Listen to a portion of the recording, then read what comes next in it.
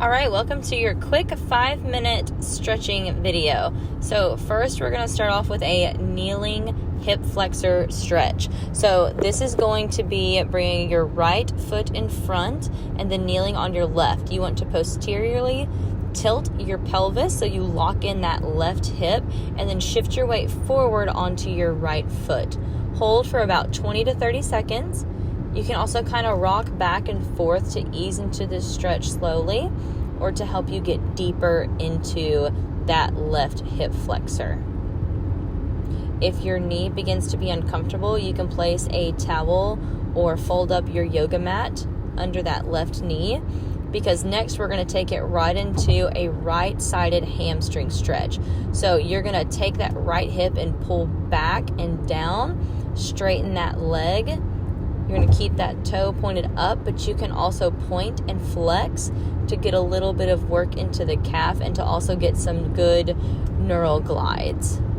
Try and keep your back as straight as possible with your head staying upright. Don't let it collapse down. Same thing here. You're going to hold this for 20 to 30 seconds as well.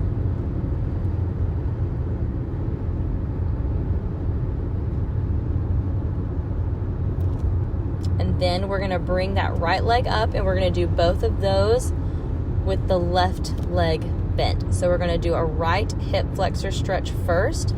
Make sure you keep that tilt, and then you're going to bring your right hip forward as you lunge into that left leg.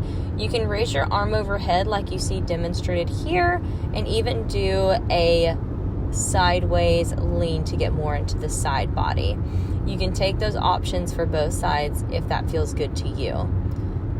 So same thing here, 20 to 30 seconds. Go nice and steady, and you can kind of rock back and forth into it if that feels good. And then when we finish with the right hip flexor, we're going to transition into the left hamstring. So go ahead and straighten out that left leg, hinge forward from the hips. Think about drawing your left hip back.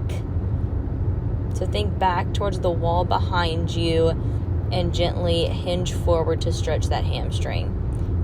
You can take the toe option here where you point and flex if you would like, or you can keep it pointed up the whole time. It's whatever feels good to you.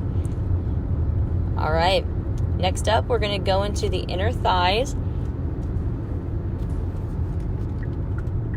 So I want you to go ahead and kneel on your left knee and get that right leg out straight with your toe pointed forward. And you're going to kind of lean a little sideways while also leaning forward to get into that right inner thigh. So if you start to sit back onto like your bottom onto your heel, this might deepen the stretch. Or if you prefer to stay more upright and just hinge forward, this is also going to get into that inner thigh, or adductors as we call them.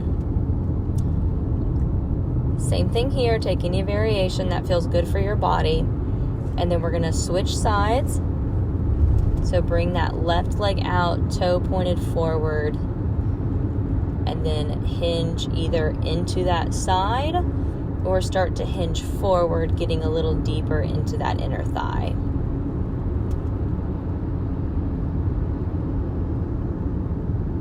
Take some nice deep breaths.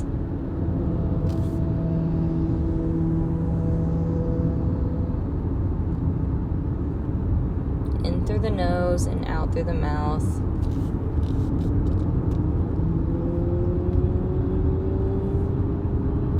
And then on this note, the next one up is we're going to be transitioning into a pigeon pose.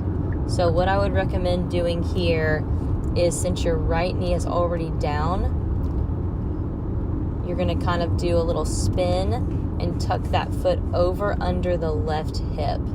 That left foot is already behind you, and there you have pigeon. So you can stay upright, keeping your back nice and relaxed, or if you would like a deeper stretch, you can come down onto your forearms. If you can even lay your forehead on a yoga block, that would be like the maximum relaxation pose.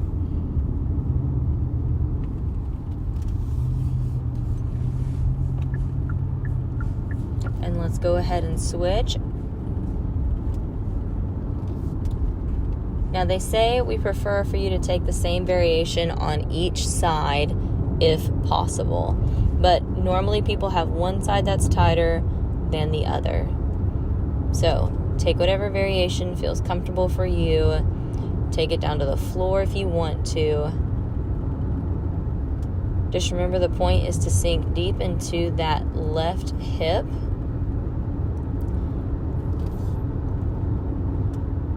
Breathing in through the nose and out through the mouth. We're almost done. This is our last pose.